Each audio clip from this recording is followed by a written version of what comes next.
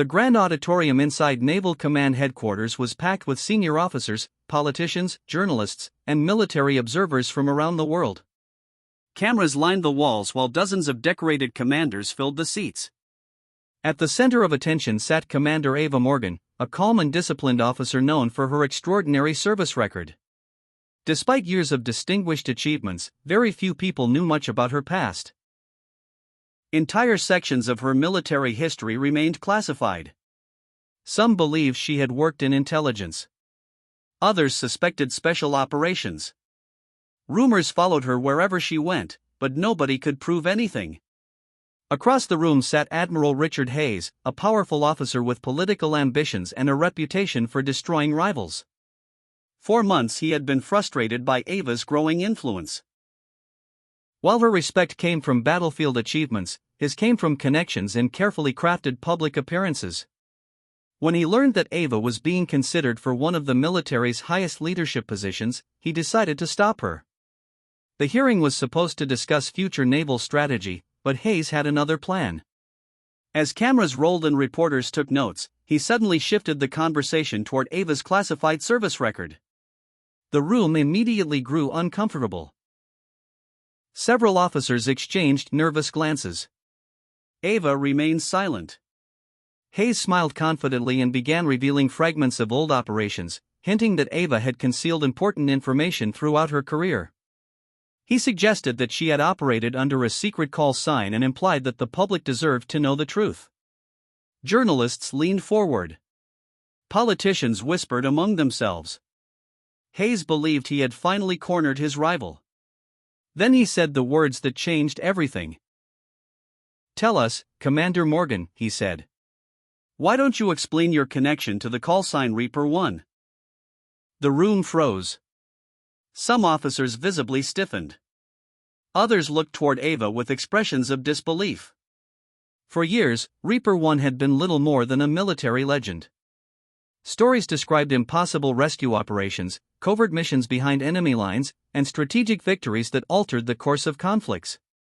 Official records never confirmed the existence of such an operator. Most people assumed Reaper 1 was a myth.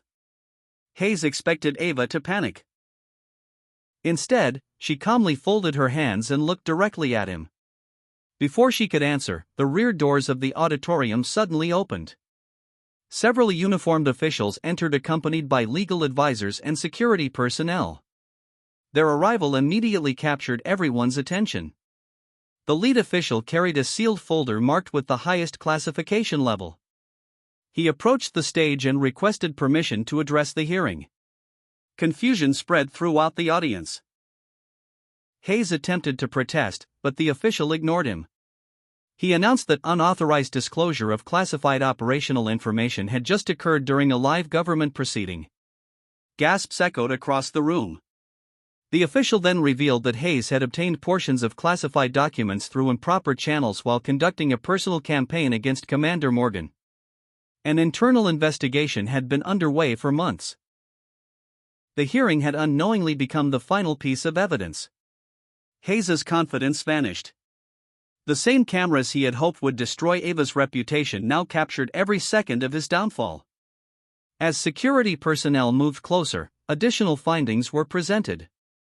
Investigators uncovered manipulated reports, abuse of authority, and efforts to sabotage promotions of officers he considered political threats. One revelation after another shattered his carefully built image. Reporters who had expected a scandal involving Ava instead found themselves documenting the collapse of an admiral. Throughout the chaos, Ava remained remarkably composed. Then the lead official addressed the rumors surrounding Reaper 1. While many details would remain classified forever, he confirmed that the call sign belonged to a real operator whose actions had prevented major military disasters, rescued Allied personnel under impossible conditions, and protected sensitive operations across multiple theaters. He stopped short of revealing mission specifics, but his statement carried enough weight to silence every critic in the room. The audience finally understood why portions of Ava's record remained hidden. Those secrets were not evidence of wrongdoing. They were evidence of extraordinary service. Hayes attempted to defend himself, claiming he acted in the public interest, but nobody listened. His removal orders arrived before the hearing even ended. The admiral who had entered the auditorium expecting to destroy another person's career left under investigation, his reputation in ruins. As reporters rushed to file their stories, one journalist asked Ava whether she wished to comment on the events. She paused for a moment before responding. "Leadership isn't about what people know about you," she said quietly. "It's about what you're willing to do when nobody knows your name." The quote spread across headlines around the world. In the weeks that followed, Hayes officially retired under scrutiny while Ava's promotion moved forward with overwhelming support.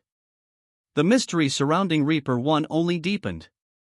Some people continued debating which missions she had truly led. Others speculated about the lives she had saved. Ava never confirmed the stories. She simply returned to her duties. Yet among military circles, one lesson from that day became legendary. The admiral believed exposing a secret would destroy a hero.